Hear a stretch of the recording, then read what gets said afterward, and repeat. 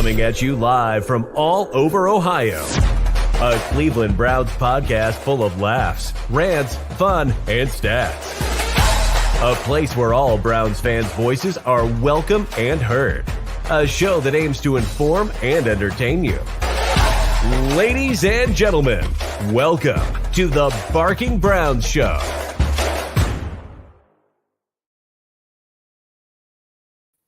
What's going on, everybody? Welcome in. This is episode 97 of the Barking Browns Show. I'm Jacob. That's Nick. This is my mustache.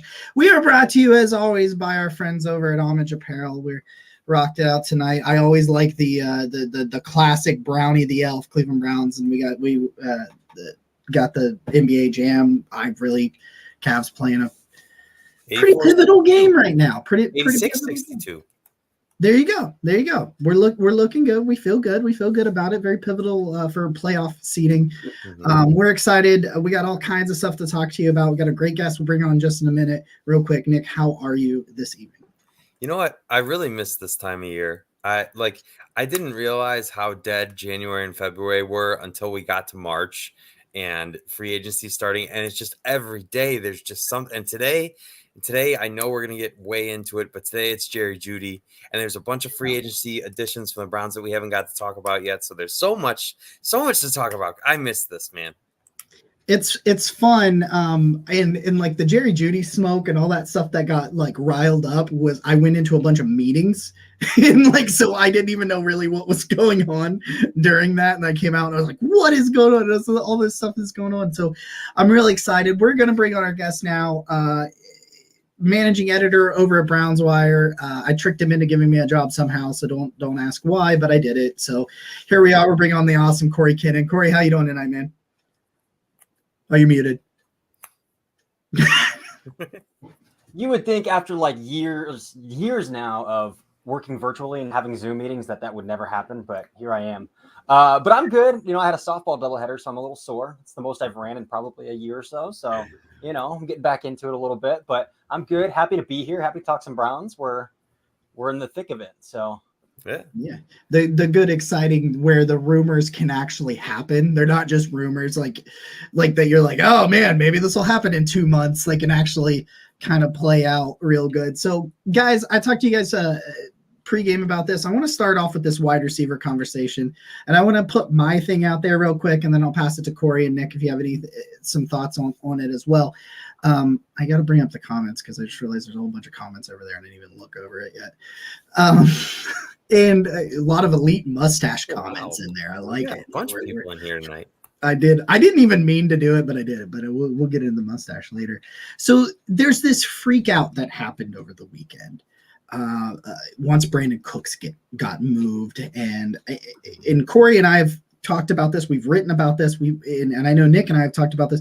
The Brandon Cooks and even the DeAndre Hopkins things just never made sense for me because of the contracts and their age and the overall direction that the Browns are going in versus where those players are in their career. But all of a sudden, when Brandon Cooks just gets moved, all of a sudden the Browns wide receiver room apparently became trash. I don't really know. Nick was talking about this in Spaces. Your top two guys combined for nearly 2,000 yards with a majority of the season it had Jacoby Brissett in a run-first style offense. But apparently they became trash just because they haven't gone out and I don't know, traded for somebody on the upper side of 30 as somebody on the upper side of 30. It sucks. So I don't know how those guys are feeling. But all of a sudden it's like, yeah, they need a dynamic playmaker. And Cory, I know you tweeted this out. They need somebody that can stretch the field. They need somebody that can create after the catch. But the draft is there. They can get someone like Marquise Goodwin comes in who can fill a role so that they get flexibility. And all of a sudden this thing became trash. And I just don't understand what happened and why it is all of a sudden that this room is garbage. So I'll pass it to you, Cory, the great wide receiver debacle. Some thoughts on that. Yeah, I mean, I understand the concern a little bit. I mean, Donovan Peoples-Jones is entering a contract year. I would assume they get something done. I like the deal Steve Slayton got. He's been pretty productive, consistently productive outside of that 1 year, and he got 2 years, $6 million. But then there's some other guys who get like $11 million a year with similar production. So I think that like $8 million range is good for Donovan Peoples-Jones. I think that's pretty nice for a team that needs to find some cheap players. And $8 million at wide receiver, I think considered as cheap. I mean, I get the concern of, I guess a good barometer is if your number one goes out, can your number two step in and produce the same way? And I think there's a real question. Like, no, Donovan Peoples-Jones isn't a good route runner. No, Donovan Peoples-Jones doesn't create cushions of separation. So, I get that panic a little bit. And I get the desire for a Brandon Cooks and for a DeAndre Hopkins and for a Jerry Jeudy. But again, they have not a lot of cap space. And getting a guy like Cooks or Hopkins would require them to restructure another contract. So I don't know. The only two that I'm really interested in the trade market would be Jeudy or Elijah Moore. Two guys on their rookie contracts, probably a bit underperforming due to some really subpar. If you look at the quarterbacks those guys have played with, especially go back to Elijah Moore's rookie season, and 3/5 of his production came in a 4-game span when Zach Wilson wasn't playing. Like, yeah. I think there's real value to those two players, and guys who do run excellent routes, guys who do create cushions of separation and know how to use their hands at the top of routes. Judy's hands are a little less sturdy than Elijah Moore's, but even the best receivers in the NFL like have some drop issues, but they don't get noticed as much because they also produce. Like Tyreek Hill, if you go look at that dude's drop rate, Travis Kelce, go look at that dude's drop rate, like they're pretty high, but nobody cares because they also put up mad numbers. And Jerry Jeudy was first in the NFL in yards per route run. He was a top 10 player in yards created after the catch for the Broncos last year, despite, he's played with Drew Lock, Teddy Bridgewater, bad Russell Wilson, Brett Ripien, Kendall Hinton, a wide receiver who played quarterback. He's doing that. Like, who could break 1,000 yards like that?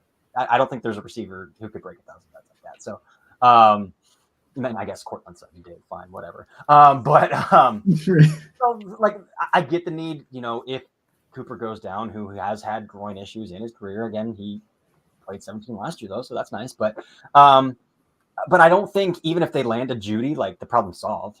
Like, again, Cooper has a big cap hit next year and likely might not be on the team unless, they do some sort of restructure or where he takes a pay cut but takes guaranteed money into future years.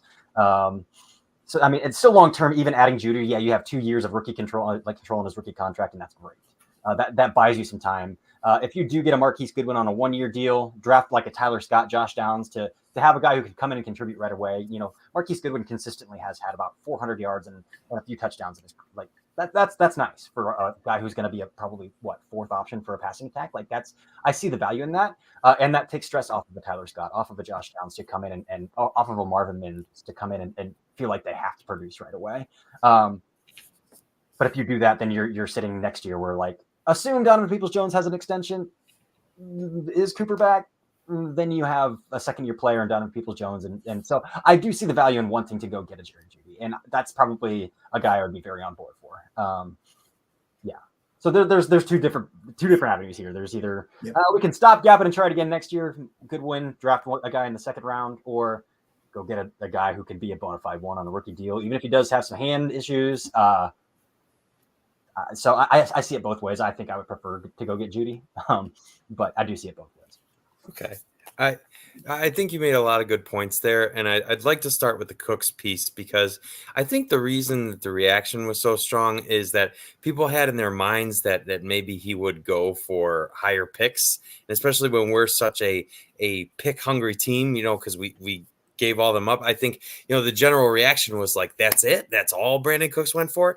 And obviously, like Jacob mentioned, he's older and he has a significant salary. So, like, those are other pieces to the equation too. But people just see the compensation, the draft pick compensation. And I think that's where a lot of the reaction comes from. And especially because, like, I know last year at the trade deadline, they were talking about trading Brandon Cooks. And I don't remember what the exact reported value was, but I feel like it was higher than what Cooks did end up going for. I could be mistaken there, but that's my general thought. So,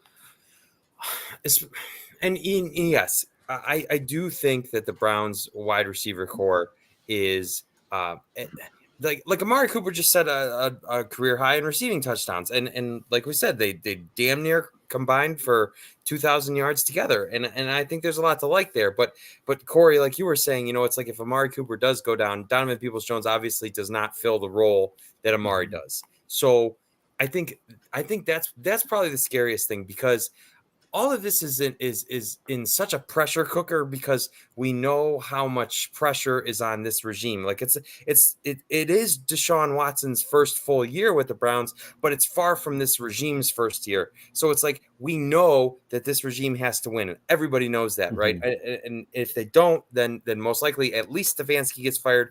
Who knows who else? So there's just this added tension, I feel like, because everybody's so hungry to win and put the Browns over the top. So I've certainly been riding the Jerry Jeudy train. I think that makes a ton of sense.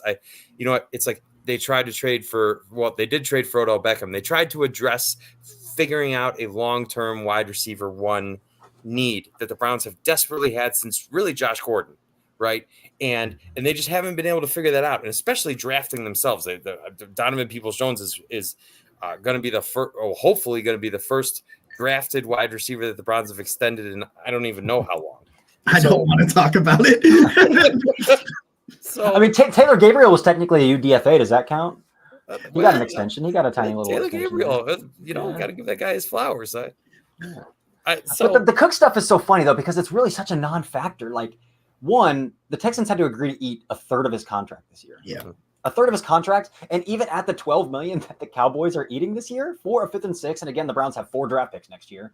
That's worth thinking about. Like, you could have kicked in this year's 5th. Sure, they have 2 of them. They have 2 fourths this year as well. But even at the cap hit the Cowboys ate, the Browns would still not have that cap space, that $12 million to go get. So they'd still have to restructure another contract. And then you have to ask yourself, is this worth it? Is it worth kicking the can down the road? Which it is worth kicking the can down the road for good players, but for a guy who's going to be here for probably a year. And that's where it's like, man, like, is it worth creating cap space and kicking cap down the road for this guy? I can't get behind that for a guy like Brandon Cooks. Yeah. And I'm in kind of the same boat with Hopkins as well. Like, and I don't think they're going to pursue Hopkins, but that's kind of where I'm at with both those guys. Yeah. I'm with you guys, and I think, Nick, your point about the pressure cooker, and it's everybody's looking for the reason for that pressure cooker's lid to just blow off, and that's what we do at this time of year, right? Mm-hmm. So we'll move. There is just a question here real quick about the Jerry Jeudy. Is he worth it? I think so. I think so. Cory said he agrees, and I think Nick does based on what he said and what's going on Twitter. Yep. I point out one thing that I really like with one thing about Jerry Jeudy's numbers this year. Despite what Russell Wilson was, he's still graded as 78.4, and he still had a 111.5 passer rating when he was targeted. So even though as bad as the quarterback situation was down there, when it was towards Jerry Jeudy, it was good, and it was like, okay. So Jacob, I just want to say, just before we went live, there was that piece to this whole story that the Broncos had considered a 2nd and a 4th, and Mary Kay Cabot reported that that one of the potential offers could be the 2nd round pick this year and a future pick from the Browns. Mm-hmm. As a type of compensation, because everybody's been stuck on this, like the Wyatt Teller thing, and then obviously Denver adds offensive line help, and so then it's been all centered around Greg Newsome, right? But if the conversation shifts to 2 picks, I think that makes so much. I don't know what you guys think, but I think that makes way too much sense not to do. I think I would agree. One, you have to look at Denver doesn't have a 1st or a 2nd round pick. Like they have back-to-back thirds, so like they want an early pick. And so I think that makes a lot of sense. What would stink, though, is to go in the draft for the Browns and say, we're not picking until 98. Yeah. But, I mean, I guess you could reframe a little bit and say, we got a receiver at the 42nd overall pick, which is kind of what we've all been talking about. And at this point, you've got a guy with 2 years, a former 15th overall pick who has been pretty freaking productive despite quarterback play. And so I think you could probably rephrase a little bit like that, but both these teams are in such odd draft capital spots that it's just like, they're both probably saying, well, we don't want to go into the draft without a 1st or 2nd. The Browns are saying, we don't want to go into the draft without a 1st or 2nd round pick. So it's kind of a weird spot to be for both of those teams. I didn't even think about that aspect of them not having the first or second either. And it's like, well, one of us is going to have to give here. One of us is not going to have it if we're going to do that. I want to shift. Last week we talked about Dalvin Tomlinson and we talked about Okoronkwo because those signings had happened. All the other signings have taken place since our last episode. So I wanted to jump on the Juan Thornhill thing.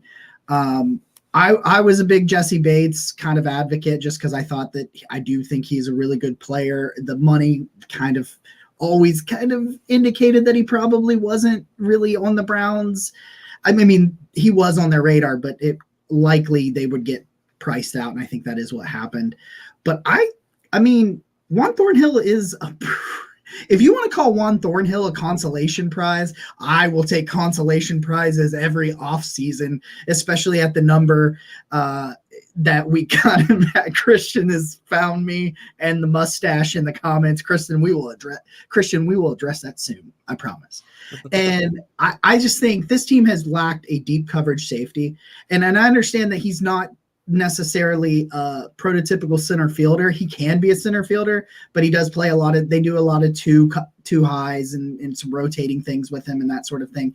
But they have not had a dude who could play deep coverage. Rather it's single high, two high, triple, cover three, whatever you want to call it. I don't think they've had that guy that's been able to play coverage, just deep coverage as his best attribute, because John Johnson, he could do some of that stuff. Grant Delpit could do some of that stuff, but they're box safeties that need to play, closer to the line of scrimmage. And I think you get a guy that is for like a cap hit of like $1 million this year, which is just outrageous the way Andrew Berry structures some of these contracts. You got a guy with two Super Bowl rings, a resume that shows that he can play the run fits, he can play coverage. He's athletic. He moves sideline to sideline. He talked about his ability to communicate on the field and what that means to a defense, which is a big deal based on the communications issues that we had last year. I just think Juan Thornhill was an absolute home run grand slam of a signing. Obviously, it could have been bigger, and maybe he's not a superstar necessarily, but he absolutely fills a big need, and I think he fills it really well. Yeah, and I think it tells us a little bit about what the Browns are looking to do defensively as well. So based on what Jim Schwartz did in classic Philadelphia, where, again, no rotating safeties, a lot of single high, cover three, cover one, versus, his time as a senior analyst for Tennessee, where they love to rotate safeties, bring guys up, bring guys back. And I think the signing tells you a little bit. We're going to get some classic Jim Schwartz where he's going to run a lot of cover three, a lot of cover one, which is a lot of what Joe Woods did. Again, I think the execution, especially up front, is going to be a lot better. The talent up front is going to be a lot better. So, but I think it tells you a little bit about, the back end kind of scheming stuff that the Browns are still looking to stay consistent, which is they have the talent there. So not overhauling a whole lot. I'm more encouraged by the defense than I am the offense. Just because, again, like, they have the talent, man. Like, get a good communicator in there and we're good to go. Like, and obviously fix the defensive tackle, which they've signed 3. So I think they're well on their way there.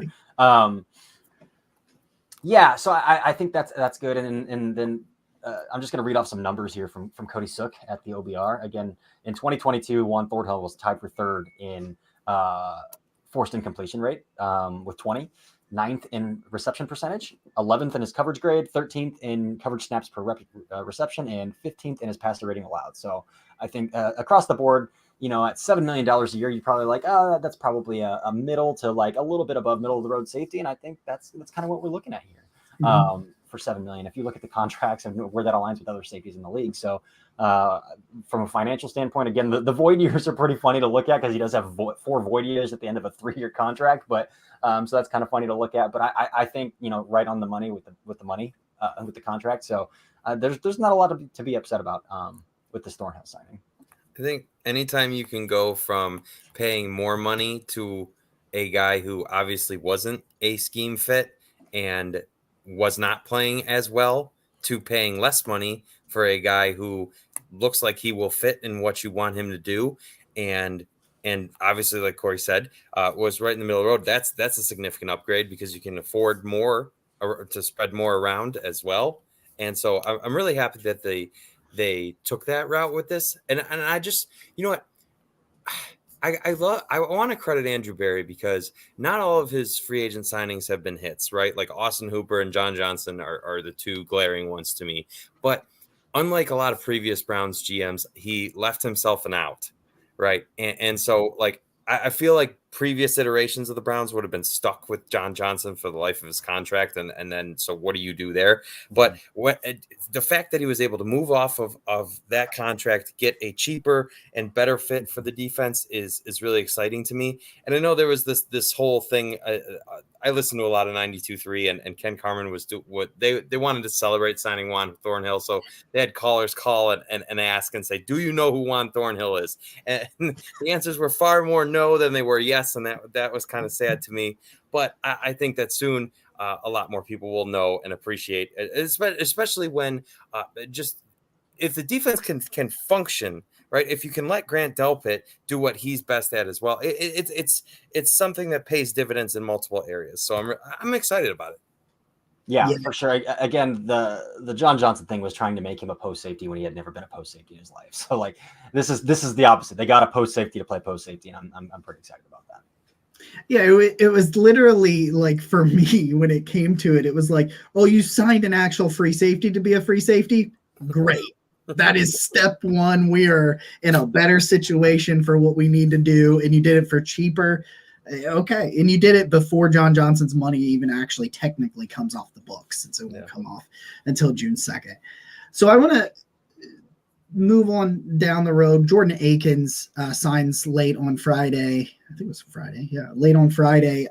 A guy that we talked about on here. I wrote up some things about him being one of the options I thought was a pretty cool option. Reunites with Deshaun Watson, played several seasons with him down in Houston. One thing I really wanted to point out about him, I totally forgot. He caught the touchdown that screwed the Texans out of the first overall pick, and Lovie Smith's middle finger on his way out, which I love. I absolutely love, because I think he knew everything that was going down. He was like, you know what? It's 4th and 20. We are going full for it. You can have the number 2 pick. I'll see you guys. I'm out of here. And I was really excited about that. But Akins, like, he's a really nice athlete. He's for his size, you would look at him and you're like, this is a big, powerful tight end. He's a really good athlete. Like this is a very athletic 1 and 2 punch there for the tight end. And I think he's a significant upgrade over Harrison Bryant. Not that I'm trying to knock Harrison Bryant, but Harrison Bryant, in my opinion, is just kind of a guy at this point. And, you know, you look at Akins' numbers last year in Houston, 72 overall from PFF, a 74 receiving grade, 124.1 passer rating when targeted, 13 yards per catch, 494 yards, 1 drop on 49 targets. Not good quarterback play. You can put all of that stuff in there and wrap it around in there. And it's just like, this is another situation, 6'4", 243, really good red zone target. It's another situation of like, yeah, he's not a superstar. No, you're not going to like freak out and run around. Well, you might if you're me, because I freak out over everything. But, you know, you're not going to freak out and be like, oh, my God, we got the best tight end in the league. No, but you just upgraded again at a position last year where when David Njoku didn't play, they didn't get production.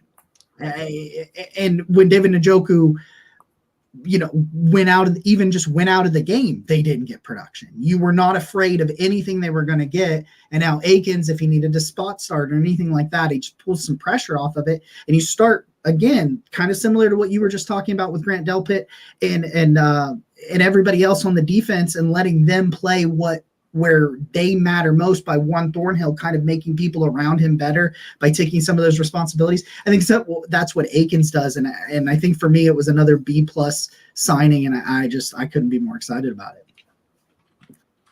Yeah, again, if the offense wants to get more explosive vertically, the way to do that is replace subpar athletes with better athletes, you know? So, again, Akins didn't run the 40 in 2018 when he came out, but his jumps were tested pretty explosive for the tight end position. And I mean, it showed up on a little bit of tape. And if we're looking at Harrison Bryant got 42 targets last year, Akins' targets have kind of fallen in line with that. 54 last year, which was second and highest in his career. Last year with Watson, he got 49 targets. Like, I think they're just looking to give those targets to somebody else because, again, Harrison Bryant's ball security wasn't great.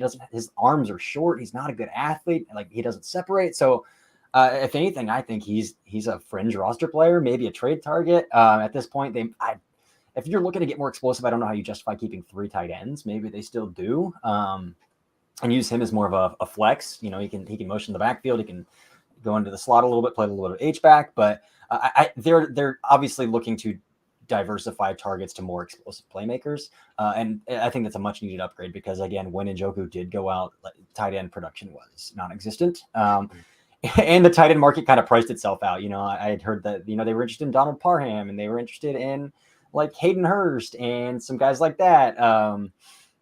Foster Moreau, who hasn't been signed yet, but like Hurst got paid. Parham ended up going back to Los Angeles. Like, so it makes sense to come in, get a guy with some familiarity, a good athlete, come in, be a tight end too, be dependable when called upon for cheap. And so I like the signing.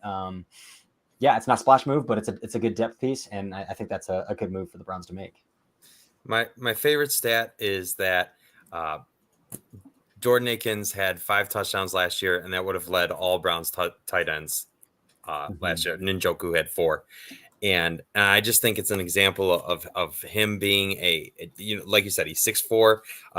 You need another red zone threat. And especially, I'm not sure where Kevin Stefanski's aggressiveness on 4th down is going to go. But if he continues to be... It's not going to change. I can tell you that. It's not. Okay. It's not going to change. So the more he's going for it on 4th down, the more I want giant human beings in the red zone. And Akins is obviously has a skill there, a strength there. And especially when you've played with Watson already, like that's an added bonus. I think him and Njoku on the field, I'm sure Stefanski will get fancy with multiple tight ends sometimes. And that's just, that's mismatches right there. And so I'm excited about it. I don't think, it's not the sexiest signing in the world, but when you know what, the narrative has really shifted on Harrison Bryant quickly, I think, which is said, I was really hoping that he would be a value or a gem that they could find, that could be a contributor and that kind of thing. And he's had a couple little moments, but I definitely think Akins will contribute more significantly than Bryant. So that to me just ups the floor of the offense. And that's a great move in my eyes. Yeah. I think it doesn't, it's like this thing when you try to say anything on Twitter, if it's not for any reason, if the person does not know who that is without needing to Google it. It's an overpay. It's an overpay. Yes. And as soon as they Google it and they don't see like 1,000 yards, they're like, what are you doing? Yeah. What is going on here? This is, and I was like, dude, like you're raising the basement. And I said that today, like I had some guys come after me. And I think other people had the same situations, but when they said Marquise Goodwin was in town, he had been in town yesterday, he was still in town, they were talking to him, they were trying to potentially going to work a contract out. I made the tweet, I ended up tweeting twice about it. I was like, I really like this.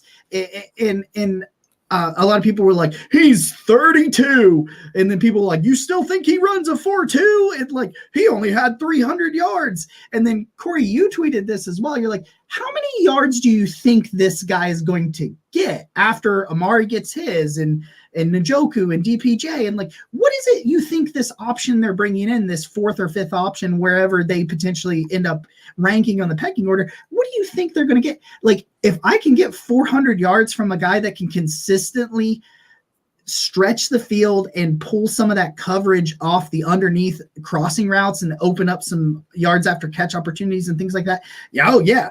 And my point was like with Marquise Goodwin, I'm like, raise the basement, man. Every move doesn't have to be glass ceiling shattering because it's just not going to be that. Go look at what Kansas City's offseason last year. And I understand like with they've made the big move in the past with Orlando Brown and stuff like that. But look at most of the moves that end up being winning the Super Bowl. Like Kadarius Toney had a big part to do with that.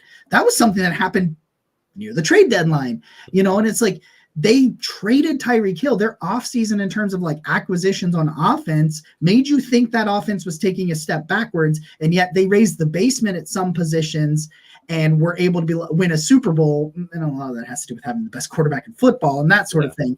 But taking a basement and raising it can have just as big of an effect, I think, sometimes as breaking the ceiling. And I just don't know why Twitter has to be so mean to me.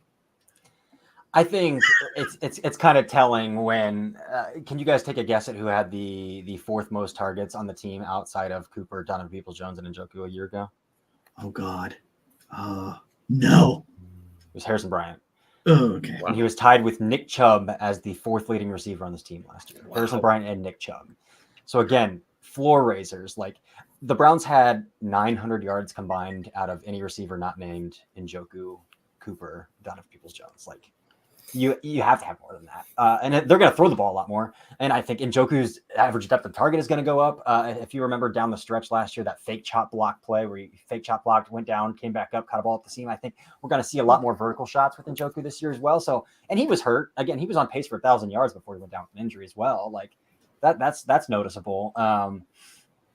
But 239 yards from Nick Chubb and Harrison Bryant as your fourth leading receiver on this team is just not that's pretty brutal. So even getting a guy who can give you 400 yards is a big improvement over that. And again, they're going to take a receiver early if they don't trade 42 for a bona fide number 2 receiver who could be wide receiver 1 next year if Cooper isn't on the roster. Like you can't go into next season with your next leading rusher or next leading receiver being Nick Chubb. Like outside of those 3, like that can't happen. I can't I did not. No, I watched every snap. I would have never. Yeah, that's.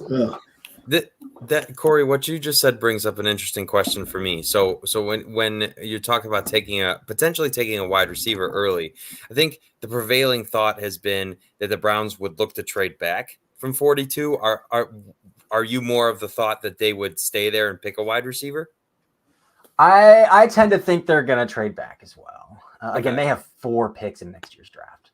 They have 4 picks. And I think if they had the opportunity to, move back, like it was the Delpit year, the Colts traded up for Jonathan Taylor, and the Browns were able to add an extra 3 the next year, the year after that draft. If they have the opportunity to do something like that, and it was like to move down like 8 or 9 spots or something like that. The Colts gave them a future 3. Like if they can trade back to like 50, 51, 52, somewhere in that range and get a 3 next year, I think they would do that. And there's this like clump of wide receivers that I can't figure out where they're going to go. Josh Downs, Tyler Scott, Marvin Mims. Like I've seen Marvin Mims in the 90s. I've seen Marvin Mims in the 50s. I've seen Tyler Scott in the 90s, in the 80s, in the 40s. I've seen Josh Downs in the 20s, in the 50s. So like, I don't think it's hard to figure out kind of where those 3 are going to go. But I think one of those 3 is going to be in the 50s, and I think they'd be okay with that. I've got to just to tease it a little bit. Friday morning, I'll drop on YouTube here on the YouTube channel. I'll drop my mock draft 6.0 video wise. Ooh. And I will say that I did trade back, pick up future assets, and draft Marvin Mims. So and that was using the PFF simulator. I'm with you on the Marvin Mims and Tyler Scott. I have seen people. I even saw Tyler Scott get before 42 love. And then I saw a bunch of people give him a 5th round grade. And I'm just like, there's a chance you could wait to 98 and get Tyler Scott and Marvin Mims. There's a good shot you don't get them at 42. I will say this for everybody that talks about how this wide receiver class isn't that great necessarily. I think it's great for what the Browns want. I mean, I think they've got speedy slot guys that can develop and they're not going to be necessarily number 1s, but what the Browns need potentially a future number 2, a future number 3, wherever it is, they need somebody in that slot that can kind of stretch the field. I think it actually lines up really well for them. But other than that, it's interesting.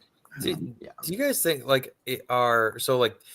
interesting free agent wide receivers are still out there, being like DJ Chark and Mecole Hardman, and obviously the Browns just met with Goodwin today. Do you think they will get signed before the draft, or is this like a market that's just going to take forever? That's a good question. I think those mid-tier receivers, like Adam Thielen is obviously not one of those mid-tier receivers. Like even as old as he is, and I think he was probably overpaid for who he is as a player now, but like he has some shine on his name still. So like, I don't think his contract impacts them. I'm interested though. I would assume Darius Slayton's contract might impact what these guys are thinking. Like I could probably pull that in, but I think they're waiting for one another to sign a deal that they can say, oh, that's pretty comparable to me. I should also get that.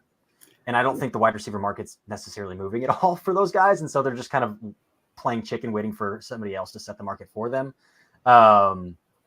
Yeah, I mean, I would be down for Hardman or Chark. Like, again, if we're talking about sign a guy on a one-year deal who can contribute in 2023, also draft a rookie. That guy can walk in 2024, and that rookie can kind of take over those snaps and then contribute from there. Like, I think that's a solid model. If they don't land a guy like Judy or Elijah Moore or something like that. But I think they're all just waiting for one another to set a market for them. And I think that's why it's taken so long. And I talked to Jared Mueller the other day too, and he mentioned kind of something about like the Lamar Jackson, Aaron Rodgers. Where are they going to be? Is there a trade? Is there, does Lamar go back? And maybe that having something to do with it, because for one, and I think Rodgers ultimately goes to New York, but if he goes to New York, they've already signed Allen Lazard. They want to potentially get Randall Cobb. That's the rumor too, that he wants to bring Randall Cobb with him again, which isn't it hilarious that after all these years of complaining he doesn't get weapons in Green Bay, he wants to bring all of those weapons with him when he goes somewhere else. But that could shake free Elijah Moore or even Denzel Mims. Like, I mean, you could probably buy really low on Denzel Mims, like even more so. And you could, potentially ship a late day three pick for him and still draft a guy too. I think it's another option with that. Guys, I see there are several questions over there. I'm going to grab those questions here in just a second, just so that everybody knows I see those, and I'll bring those up here shortly. But yeah, I wonder too about that quarterbacks. Where's the other quarterback movements once they go? I think that has a lot to do with it as well. But I definitely, hey man, like I was on the Mecole Hardman train. I've been on the Mecole Hardman train.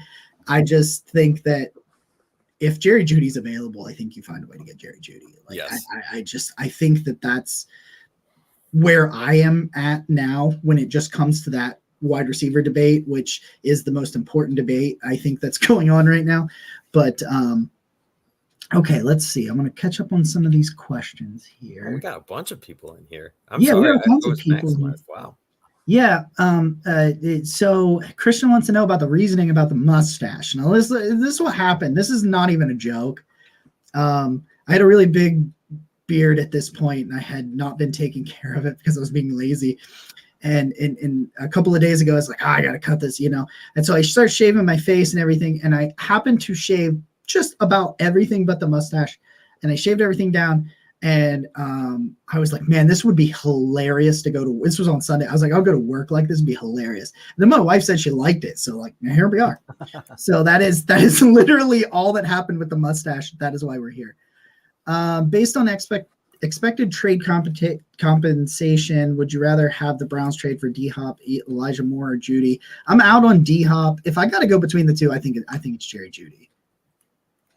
Yeah, I would say Jeudy as well. Elijah Moore's so good though, and how many receivers could, like, he wants Lazard, he wants you mentioned that, like, how many receivers could Rodgers want, and how many receivers can they sign to this team before they say, like, no, actually we can trade some of these guys? Like, they're being so stubborn, like, no, we need like 7 of them. Sorry. Like, Denzel Mims hasn't played in 2 years, and they're like, nah, I'm good. We'll keep him. Like, so I just wonder how much longer they can do that. But again, finding compensation is so hard for Jeudy, but man, it would be so nice to have him on this football team. It would be so nice to have him on this football team.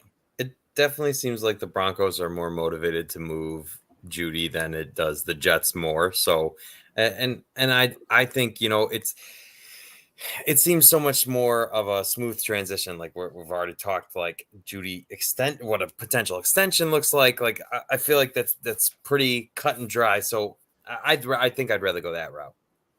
Okay. I think that gives you a little more flexibility with Cooper's contract too. If it is time to kind of part ways with, he's going to be 30, that cap hit is pretty darn big. Like, yeah. Can you give that money to Jeudy and say, okay, we'll go draft another guy? Like, I think that could be on the table. I think that's definitely the overall bigger picture you got to look at when you look at that too. I think is like you look at a Jerry Jeudy trade, it's like, yeah, then it works out that his money comes from Cooper. And then in terms of worrying about the money, I think that kind of answers that. Grade so far for free agency, it's a B+ for me. I think it's a B+. I don't even have an explanation. I'm just going to say B+ and let everybody else answer. I'll give them a B. I think they've filled a lot of their needs. I still feel pretty. I still need more. I want them to have, because it's something that we haven't touched too much on, is the couple of defensive tackles the Browns have signed. I know we're going that way, but I just think I'd like one more like veteran that we have some tangible production from, or some consistency of production. And I still think they have a lot of questions to answer at linebacker. Anthony Walker didn't leave Washington with a deal, so fingers crossed there. So far, I like the moves fit, right? You've got a free safety, you've got a run stuffing tackle, you've got another guy to potentially long-term pair with Myles Garrett. And there's a lot to like there, I think. But there hasn't been, like, Judy's like the okay, this is an A. Like we have knocked this offseason out of the park. This is amazing. But it's not there for me yet. I think I'd go B+. Again, okay. One, the Dalvin Tomlinson thing is huge, like very big. And to the point where, like, I mean, this isn't really, people probably think this is coping, listening to this or watching this or whatever, but like, I was way more into Dalvin Tomlinson than I was Draymond Jones at $17-18 million anyway. Like, I think he's a much better run defender. His pass rush grades have improved since he played a lot more 3-tech in Minnesota than he did in New York. But I think, if they go out and they get a 3-tech, he can play 1-tech. If they go out and get a plug, he'll play 3-tech. Like, I think there's a lot of value there at 14.25 compared to 17 for Jones, who is a pretty poor run defender on a team that's had a historically bad run defense. Like, I really enjoy that. Again, the true post safety and a true post safety cover 3 single high defense is huge. Patience on the wide receiver thing, sure, it'd be nice to see it addressed, but like, if you look at the receivers who went off the board, I mean, Cooks is a non-factor. I don't care that Brandon Cooks is not a Cleveland Brown, but like, what's Paris Campbell doing for this football team? Like, what's Adam Thielen doing for this football team? Like, I don't care that those guys are the only real guys. Darius Slayton would have been nice, but again, he re-signed with the team that he's played with his whole career. Like, was he really leaving New York? Like, there aren't a lot of needle movers at the wide receiver room who have come off the board anyway. So it's like, okay, I can be a little more patient at wide receiver, but at the end of the day, it hasn't been addressed. But yeah, I think I'd like to see one more defensive tackle. Like, can we get somebody else who's a starter? Please. I don't want to start Jordan Elliott. Like, I love the shots on Tristan Hill and on Mo Hurst. I love it. Great shot in the dark. You could find something like you found with Malik McDowell. Cool. I don't want to go into the season banking on those guys to pan into something. Like, so that's kind of where I'm at with that. And again, even if you draft a rookie, like I unless you use that second rounder, which we all think is going to be on a wide receiver on like a Keanu Benton, then okay, maybe I can be a little more lenient. But I think I'd like one more defensive tackle too. Are you a Perion Winfrey believer, Corey? I believe that Perion Winfrey has unbelievable traits and deserves to be coached by a different defensive line coach and a different defensive coordinator before we make any sort of snap judgment. And that's kind of where I'm at with Greg Newsome and Jeremiah Owusu-Koramoah. A lot of people jumped off both of those guys, even though they both had great rookie seasons. And Newsome was still good this year. I don't know where where it came that he's like, this guy's not good, whatever.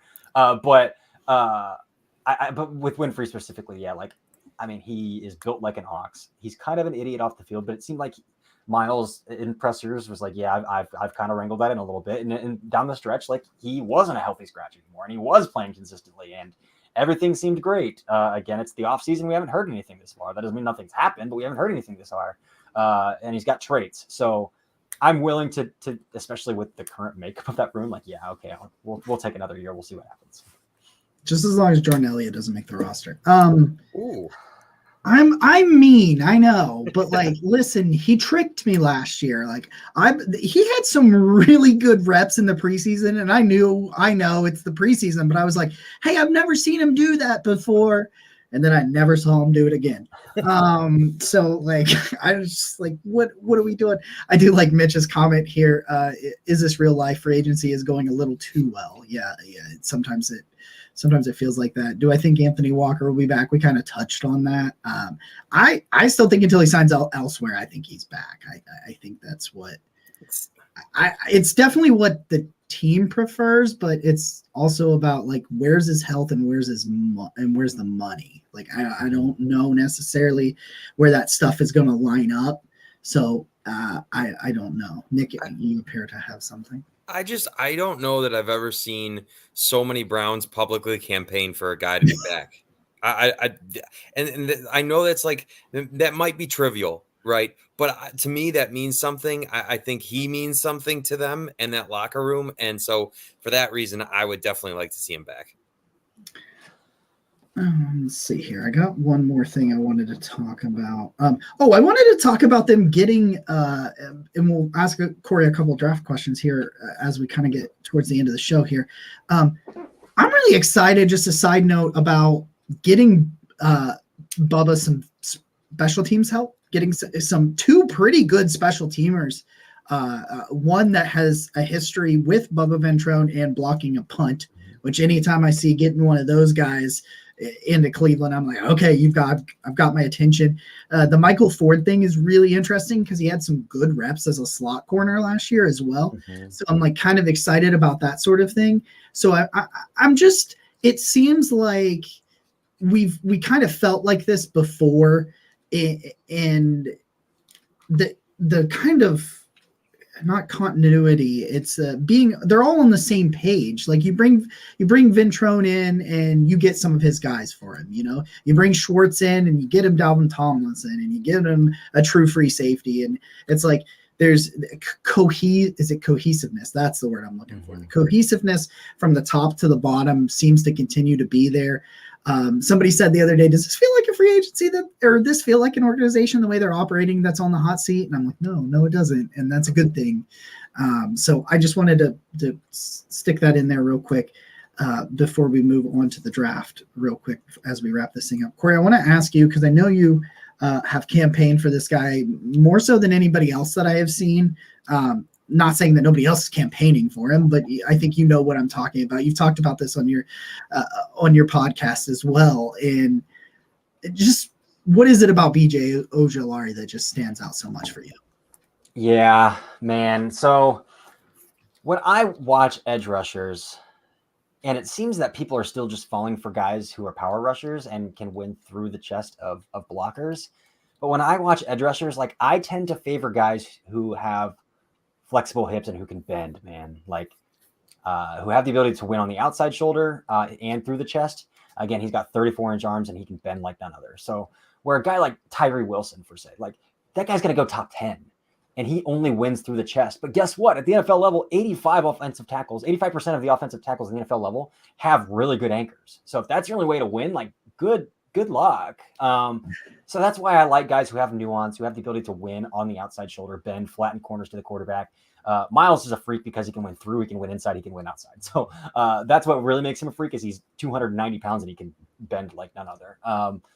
But that's what I really appreciate about Ojulari, and I really appreciate his pass rush plan. So I think he's really good with his hands. I'm disappointed he didn't test at the combine because I heard that he pulled something on his vertical jump, which is why his vertical jump came in a little bit low as well than I was expecting. But I think he's explosive. I think he's bendy, and he's a pretty good run defender for his frame too. Again, he's kind of got a little bit of a slender build, but he's got long arms. He knows how to set a strong edge. He knows how to win with leverage, low pad level, use those levers to lock out when he is setting a strong edge. So I just don't really see a deficiency in his game.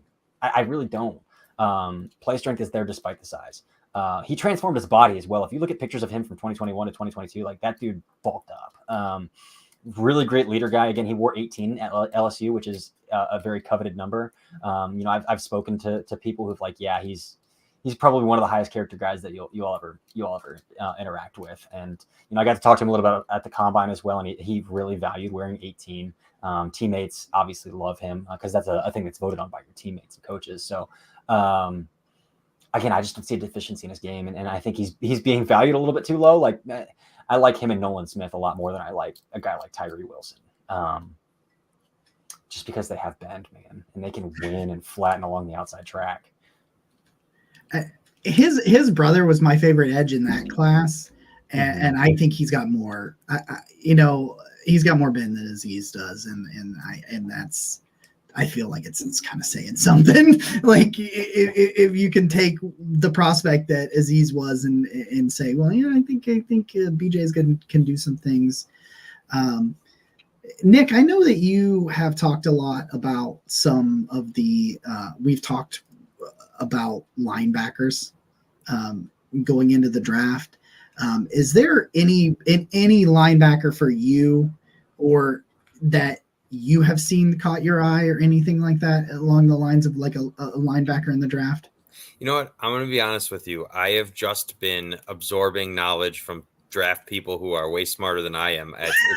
It's honestly, that's just kind of where it's at for me. I haven't gotten to the point where, I mean, for those who don't know, Jacob has like this entire library of tape on all these prospects. It's actually Cory's got more than me, just so we're clear. Okay. So so this is exactly, I'm just listening and soaking up like a sponge. I was actually going to ask, because you're talking about Ojulari, and so is that like, I'm not sure what type of range of picks he's like talked about going in. And so I was curious about that, because obviously you speak really high of him, and honestly, I have no idea if that's a guy that like maybe the Browns would have a chance at, or is like that a guy that goes in the top 10 picks? I don't know. Man, I've seen him anywhere from late 20s to late 40s, late 20s to late 40s. I've seen him all over that range. So again, I want to see his pro day, because hopefully, he's not still tweaking, on his, like whatever he pulled, is it still tweaked out a little bit? Because I really do want to see him redo that vertical jump to see if is that really what happened or not. And I want to see him run because he didn't test at all because of that. Like, except he did the broad jump too, and he put up a good number on the broad jump. So, I've seen him anywhere from the late 20s to late 40s. So it's a really broad range. So somebody the Browns may have a chance at. Yep. Potentially. Yeah. Yeah. Again, I value him, I think, higher than anybody I've ever seen. I think he's the second best edge in the class. A lot of people have Nolan Smith as edge 2 now after he tested, but I mean, I adore Ojulari. I have him as the 15th overall player on my board right now. Like, I think he's that good. And I think whoever drafts him is going to get a really good football player and a really good person. Yeah. And I think sometimes you can't undersell the value of the high character guys. I think sometimes it's never a bad thing. The draft is like my new frontier. I'm going to like follow and ride your coattails all the way to knowledge, Jacob. Hey, I mean, you got to listen to Cory and Devin. I'll plug this before Cory even gets the chance. The Daft on Draft podcast, because they do a fantastic job over there on that stuff too. So if you're looking to get yourself learned about some draft stuff, they do a great job on that. I got one more question. I'm just asking you one more question, and then we'll wrap this thing and we'll get out of there, because I always try to end it on a good note, although I don't know why BJ Ojulari isn't a good note, so I don't know what the hell I'm talking about. Tight end. This class is insane when it comes to tight end, and it's funny because you have kind of a definitive with Michael Mayer up there towards the top. Like, a lot of people feel like he's number one, and I'm not saying he isn't, but I just feel like there's not a ton of disagreement with that. And then it gets really, really interesting, because you could take a guy in the second, or you could take a guy in the 5th or 6th and still get a ridiculous athlete with the level of some of these guys. Like Zach Kuntz goes from Old Dominion, used to play for originally at Penn State, gets a perfect RAS score, like just goes out there and just absolutely blows away the athletic testing. And it's like champion hurdler in high school. Really? Yep. Okay. He wasn't, and he's 6'9", so that's ridiculous. Wow. To be that big and 6'8", well, that's why I asked. That's why I was like, "Are you really?" Because he's 6'9". He's 6'7". My bad. He's 6'7" That's still a big dude. Yeah. That's still a big dude. But yeah, he was a state champion hurdler in high school. So that's so for you. Where's give me the top 2 Browns tight end targets for you, just like kind of where you fall with those guys.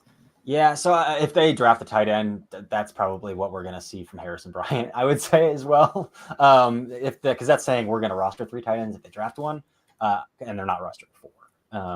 No. So Browns target wise, we're probably looking at day 3. So some of those 5th-year guys can still be on the board, like they can still be on the board. So like I like Cam Letu a little bit out of Alabama. I think Sam Laporta is probably in the 3rd round range. He tested well. So if they go 3rd round range, Sam Laporta, Tucker Kraft are 2 that I really like as well. I really like Tucker Kraft. If they find a way to, if they say we need to go get a move piece, a guy who can, play some fullback, play some inline, play in the slot a little bit. Like I really like Tucker Kraft out of South Dakota State at like the 98-ish to 111, 114, somewhere like their first 4th round pick range. That's a guy I really like. Again, FCS level, not Division II level, but really did everything for them. Like in one of their playoff games, he started out in the backfield as an H-back and was a lead blocker in a big run. The next play, they gave him a manufactured touch on a screen. And the 3rd play, he scored a touchdown up the seam. So like 3 different phases of the game, first 3 plays of the game. Like he was just a weapon for them. And obviously like he's going to be the best player on the field at the FCS level more often than he isn't. So, but again, he's a good athlete. He tested well at the combine. Like he fits the bill. So if they find a way to get Tucker Kraft, that would be awesome. I would really like that. Yeah, that would Tucker Kraft. I really like Payne Durham. If you wait on into day 3, I liked his tape a lot more than I thought I was going to like it. Like he had a little bit of like, he's not like a crazy athlete necessarily, but there was a little bit of wiggle in his hips at the top of routes that I did not expect from somebody of his size. And I was like, okay, all right, you got my attention. Like PFF's got him ranked as like the 350th prospect on the draft, which just kind of tells you where that tight end class is overall and that sort of thing. And they got really mad at me when I drafted him in a mock draft. So that's just the thing that happens. But real quick, man, Cory, we really appreciate your time. Yes, I know you played 2 softball games already. I did before coming into this, so I appreciate you spending some time with us. But real quick before we let you go, just make sure you plug everything where they can find you. Yeah, again, managing editor at Brownswire. That's where the majority of my written content is. And then I do have the Daft on Draft podcast as well, which is kind of hosted on my Substack for now, while we build a little bit of a portfolio and try to find a little bit of a network that we can maybe get some coin for. We're about 13, 14 episodes into that, so it's still pretty new. But that's my draft podcast as well. Excuse me. Really, those are the 2 places that you can find me. Cool.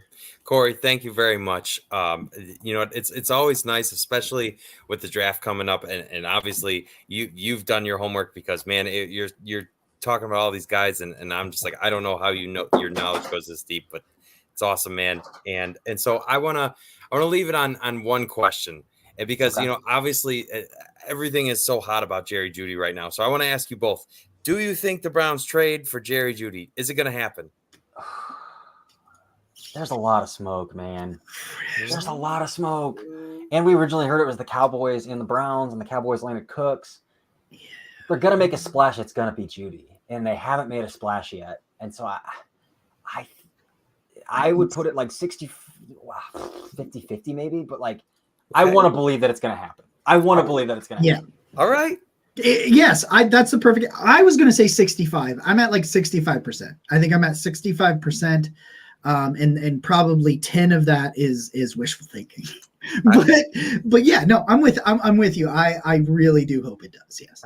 I honestly think that report about 2 draft picks now, like really as the story unfolds, it seems so much more real and tangible when you say, okay, 2 picks, and you could see why that would make so much sense for Denver as well, because obviously, we touched on the fact they don't have it. They gave their picks for Russell Wilson, right? So I'm going to say yes. And on that note, that's the favorite note. This is episode 97. Yeah, it is. Of the Barking Brown Show on our almost monetized YouTube channel. Thank you to everybody. We're going to do a very special giveaway when we do officially become monetized. Can't wait to announce what that is. I'm Nick. That's Cory. He's Jacob. Go Browns. Next week, I must ask you a question.